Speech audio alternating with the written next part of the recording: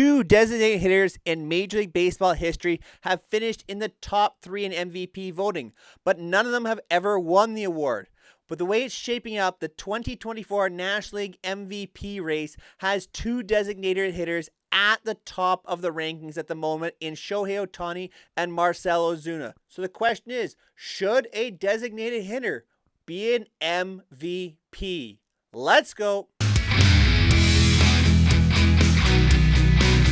First, we need to revisit history. Go all the way back to 1995 and Edgar Martinez's race to be the first DH to become an MVP. And when you look at those numbers, Edgar Martinez led baseball with a 7 WAR. Keep those stats in mind. He tied with Albert Bell. Now, neither Bell nor Martinez won the award. It was actually won by Mo Vaughn. And this is where the history of baseball has changed in terms of statistics.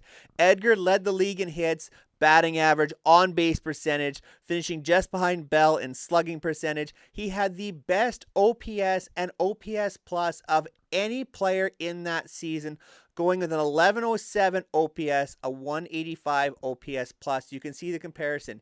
Yet the award still went to Mo Vaughn.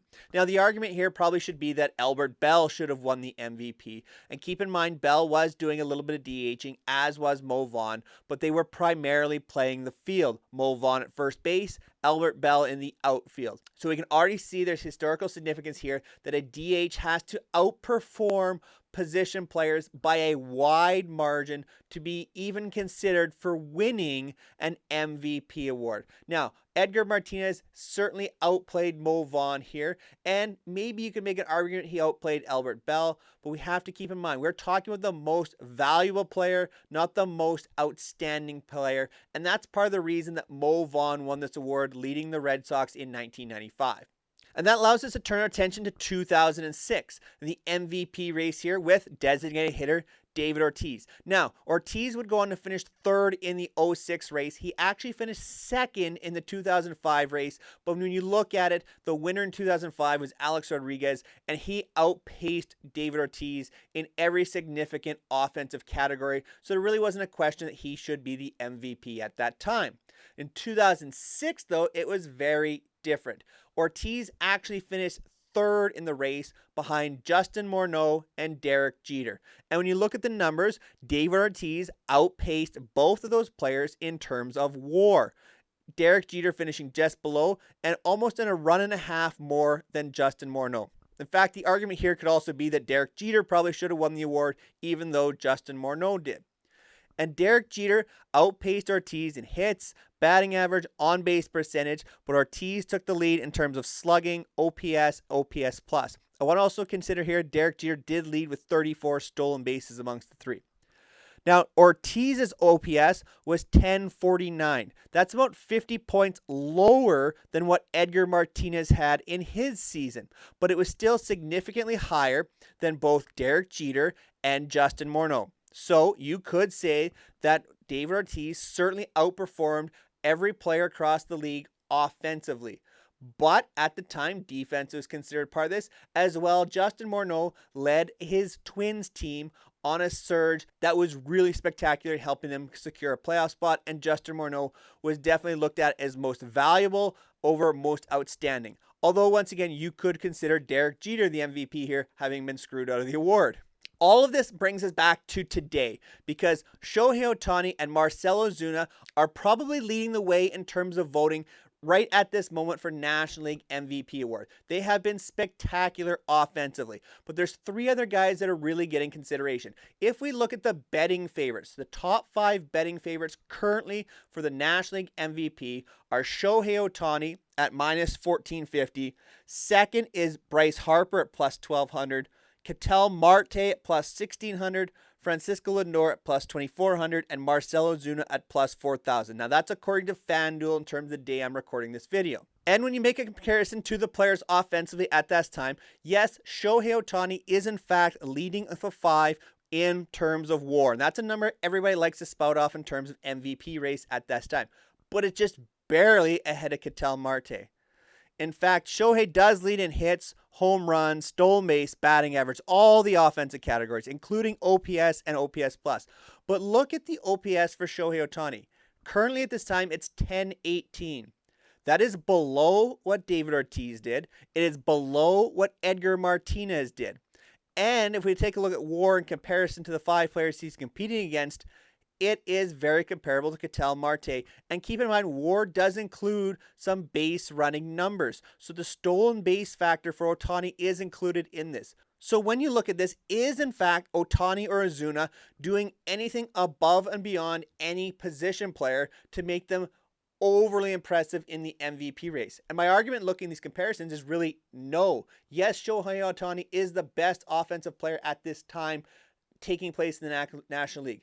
But is he so much better to outweigh the defensive inefficiencies of not playing at all? That is the question that's going to have to be asked of voters. And when you include defensive metrics into this, I think this is where it gets very interesting. Ozuna and Ohtani, we know, are not playing the field at all, but the other 3 are. And they're playing it very well. In terms of defensive metrics, Ketel Marte has 6 outs above average and is 10 defensive runs saved. Those are huge numbers for a second baseman. Bryce Harper has 5 outs above average and 4 defensive runs saved. Francisco Lindor is 13 outs above average and 3 defensive runs saved. So defensively, these 3 players are getting it done at their position, and that will also be considered at vote time. Now, you can say, well, Ohtani and Ozuna are both well above in terms of offensive statistics and are potential Triple Crown winners. So taking a look at those ranks right now, Shohei Ohtani at the time is first in batting average at 306, first in home runs at 33, and second in RBIs to Ozuna with 79. Ozuna's 5th in average at 300, second in home runs at 32, and first in RBIs at 86. So there is the potential that one of them could in fact win the Triple Crown. But just because you're a Triple Crown winner does not make you an MVP. Historically, in fact, 4 players have won Triple Crowns and not won MVP. In fact, Ted Williams did it twice himself. So doing something historically significant has not always guaranteed an MVP. In fact, Shohei Ohtani could become the first player ever to be a primary designated hitter and have a 40-40 season. But once again, we have seen 6 players in the past have 40-40 seasons and play positionally. So when you start to make those comparisons and start to use this, are Ohtani and Ozuna outplaying the field by that much? And I think the argument this time tends to be no. They have to significantly more to win the MVP. And keep in mind, we are talking most valuable player, not most outstanding player. This is an award that's going to have some team metrics involved with the voters as well. And something else to consider with this, and I've made this argument in the past with players that are playing exclusively a designated hitter. You are taking opportunities away from other players to get off their feet. Look at Ronald Acuna Jr. in Atlanta. Is it possible that maybe he could have avoided leg injuries with the opportunity to play some designated hitter? Is it possible that Will Smith, who's having a tremendous year, could have an even better year or potentially be more productive in the playoffs if given an opportunity to DH a little bit rather than have to catch and play every game to be in the lineup?